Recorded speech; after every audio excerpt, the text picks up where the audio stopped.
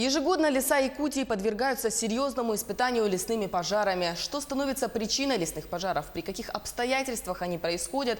Можно ли их предотвратить и чем чревато для граждан, которые стали виновниками пожаров?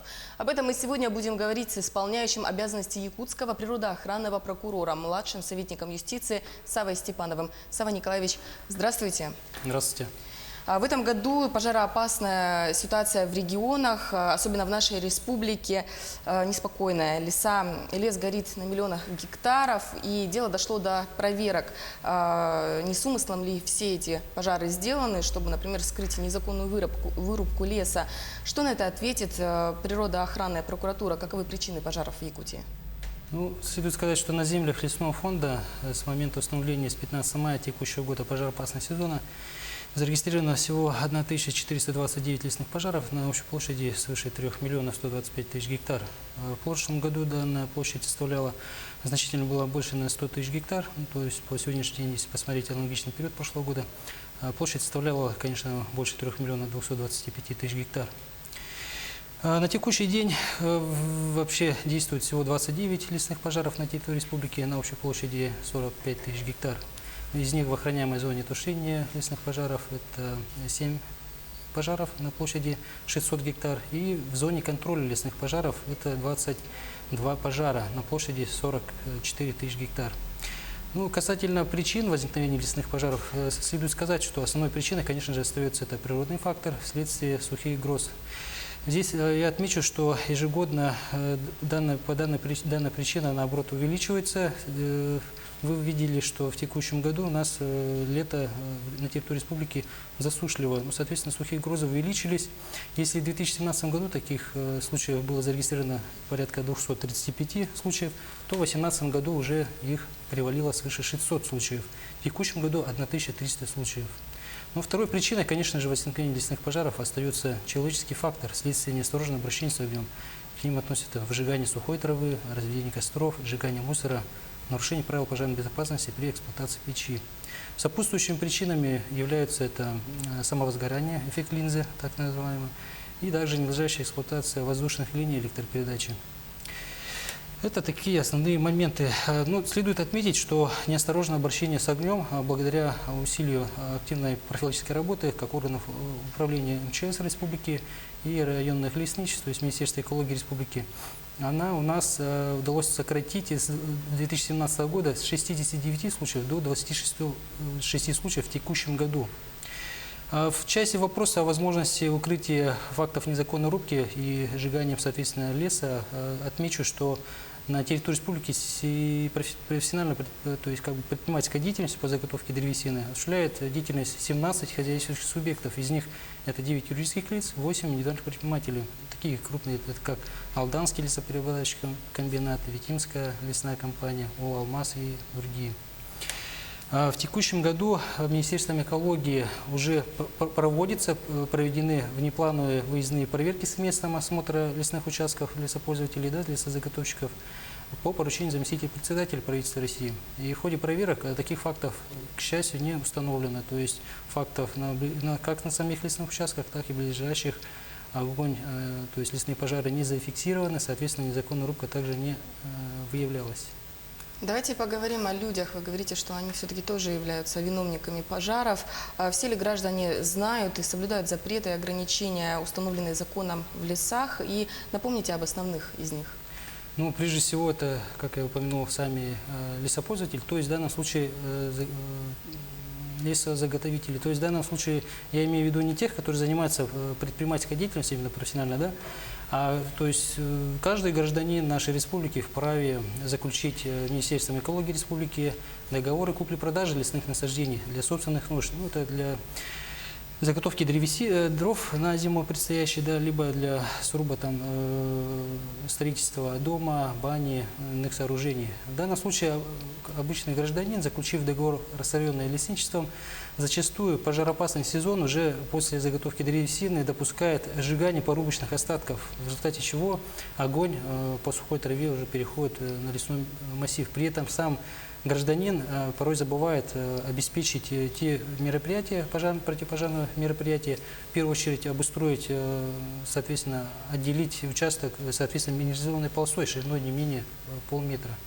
Ну и вследствие вот происходят такие пожары. Но наряду с ними, конечно же, виновниками могут являться и являются охотники, рыбаки. Сейчас, конечно, в республике открыт уже сезон осенней охоты, поэтому и граждане, выезжающие просто в лес, кто и по ягоды, грибы собирать, да, допускают разведение костров, и вследствие чего приготовление пищи и так далее.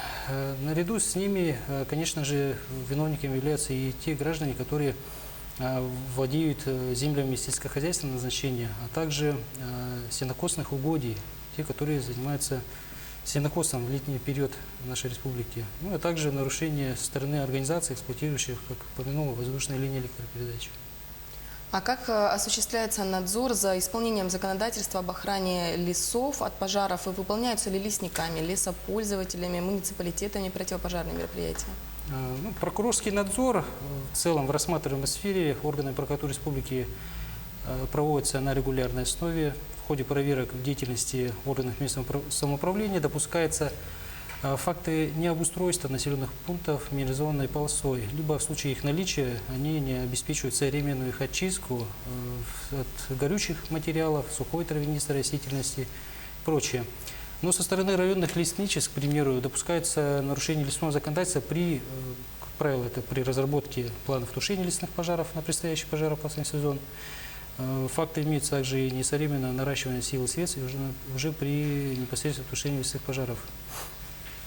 Также в деятельности уже, к сожалению, не все лесопользователи на территории нашей республики обеспечивают нормы наличия противопожарного средств предупреждения и тушения лесных пожаров. В пожароопасный сезон они не содержат их полной готовности. К примеру, каждый арендатор лесного участка обязан составить, утвердить проект освоения лесов. Он должен пройти обязательно экспертизу положительную в Министерстве экологии республики. И этот проект освоения лесов содержит, соответственно, разделы, которые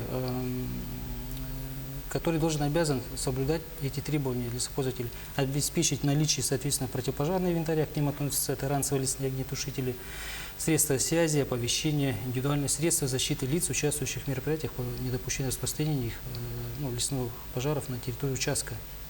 И давайте поговорим о самом важном, об ответственности. Возможно, мы сможем образумить кого-нибудь. Каковы вообще, что грозит людям, которые нарушают правила нахождения в лесу и так далее? На территории республики следует упомянуть, что введен режим чрезвычайной ситуации в лесах регионального значения, открыт сезон осенней охоты. В этой связи нашим телезрителям хотелось бы напомнить о следующих запретах, которые действуют на сегодняшний день. Во-первых, имеются общие требования к пожарной безопасности в лесах. Это правила противопожарного режима, утвержденные постановлением правительства Российской Федерации, устанавливающие единые требования к поведению людей, организации производства, содержания территорий, зданий и иных строений, именно в целях обеспечения пожарной безопасности.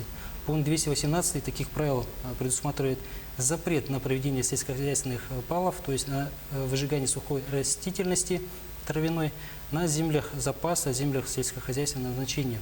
Нарушение данных правил влечет административную ответственность, безусловно, по статье 20.4 Кодекса Российской Федерации об административных нарушениях с назначением наказания в виде штрафа в размере от 2 до 4 тысяч рублей. Конечно же, есть специальные нормы именно касательно правил пожарной безопасности в лесах. Утверждены также они постановлением правительства Российской Федерации, устанавливают уже правила пребывания людей в лесах, а также требования к мерам пожарной безопасности в лесах при использовании, охране и воспроизводстве лесов в зависимости от их целевого назначения. Данные правила предусматривают запрет, помимо выжигания сухой травы на землях лесных участков, прилегающих именно к лесам, уже к лесным массивам, и не отделенных их противопожарными полосами шириной не менее полметра. Кроме того, не допускается данными правилами разведение костров на землях лесного фонда со дня схода снежного покрова до установления устойчивой осенней дождливой погоды, либо образования снежного покрова в лесах. Нарушение также данных правил влечет административную ответственность по статье уже 8.32 Кодекса Российской Федерации об административных правонарушениях. Предусматривается штраф для граждан в размере от 2 до 5 тысяч рублей, именно в условиях своего противопожарного режима.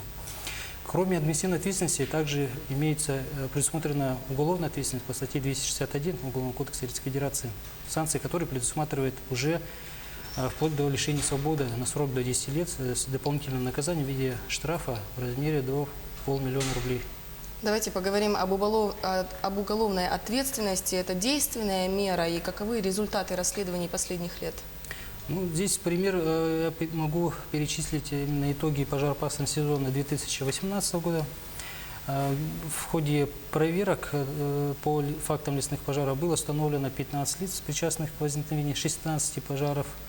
В отношении из них 5 возбуждены уголовные дела по статье 261 Уголовного кодекса Российской Федерации. К примеру, в Вилюйском районе по факту лесного пожара, возникшего в мае прошлого года, возбуждено уголовное дело отделом надзорной деятельности при Главном управлении МЧС по республике по статье 261 Уголовного кодекса, где было установлено, что гражданин, находясь на свалке бытовых отходов на расстоянии 5 километров от села Садыбыл, допустил сжигание мусора, вследствие чего трава перешла на лесной массив. И в результате ущерб причинил лесному фонду свыше 40 000 рублей. Ну, к счастью, в ходе предварительного расследования данная сумма была возмещена в полном объеме. В последующем ходе судебного разбирательства уголовное дело прекращено по нереабилитирующему основанию. Вот такие вот вкратце. А насколько тяжело установить виновных и доказать их вину? Ну, в данном случае следует сказать, что работа по установлению виновных лиц проводится органами пожарного надзора по каждому факту лесного пожара. То есть по каждому факту лесного пожара на территории республики уже принимается итоговое процессуальное решение.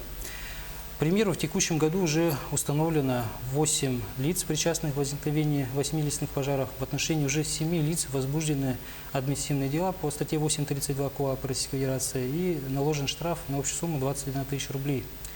Здесь следует упомянуть, что также в Верхоянском районе уже возбуждено расследуется уголовное дело по статье 261 Уголовного кодекса Российской Федерации по материалам общенадзорной прокурорской проверки Верхоянской межрайонной прокуратуры. Работа в данном направлении на сегодняшний день органами продолжается по остальным пожарам, устанавливаются их причины, виновники, ну и будет счет ущерба, причиненного лесному фонду, рассчитан и предъявлен виновным лицам. Сава Николаевич, а сколько еще продлится пожароопасный сезон и ваши пожелания гражданам, лесопользователям, главам муниципалитетов? Ну, пожароопасный сезон ежегодно начинается в зависимости от погоды. Как правило, это середина мая каждый год и продолжается до конца сентября каждого года. Ну, в конце пожелания хотелось бы во избежание лесных пожаров нашим телезрителям напомнить о необходимости соблюдения правил пожарной безопасности в лесах, гражданам при выезде на лесные массивы не допускать, не бросать окурки, горящие спички, соблюдать требования пожарной безопасности, не разводить костры до окончания пожароопасного сезона. В адрес глав муниципальных образований хотелось бы попросить их провести дополнительные профилактические мероприятия с населением, разъяснить им требования действующего законодательства о недопустимости проведения сельскохозяйственных палов. В адрес лесопользователей пожелаю, чтобы при использовании лесов они на своих лесных участках все-таки обеспечивали наличие пункта сосредоточения противопожарного инвентаря, обеспечивали необходимые нормы ранцевых огнетушителей, средств связи и иных средств оповещения. Сава Николаевич, спасибо большое. Надеюсь, к вашим пожеланиям прислушаются. Спасибо. Это было актуальное интервью. Сегодня мы говорили о лесных пожарах с исполняющим обязанности якутского природоохранного прокурора, младшим советником юстиции Савой Степановым. До встречи в эфире.